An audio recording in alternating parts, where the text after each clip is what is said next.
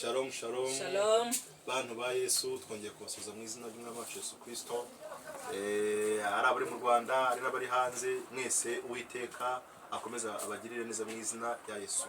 Hanyuma rero ntabwo twongera ngira ngo kwivuga byinshi kuko ni babana musanzwe mubona n'ubundi. Uwiteka icyo dusaba kugira ngo abambere umugisha mu izina rya Yesu. Reka dufatanye yego, reka dufatanye umuririmbyi w'169 mu ndirimbo zo gushimisha Imana. Uvuga ngo Mana nk'uko wafashaga basogokuruza, ngo niko natwe uzadufasha mu bihe biri imbere. Yego Mana nk'uko wafashaga basogokuruza, nitwo natwe uzadufasha mu myaka iri imbere.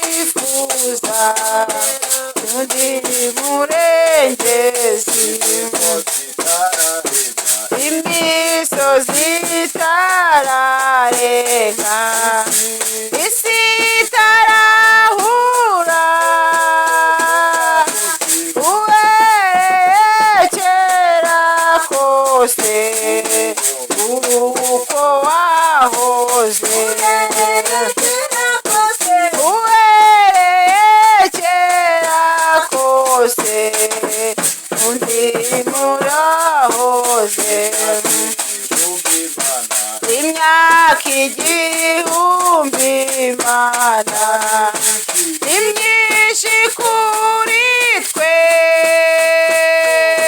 kuri wowe iguhaniye umunsi umwe gusa, kuri wowe iguhaniye umunsi umwe gusa. Imyaka ijyana iby'isi n'amazi ahurura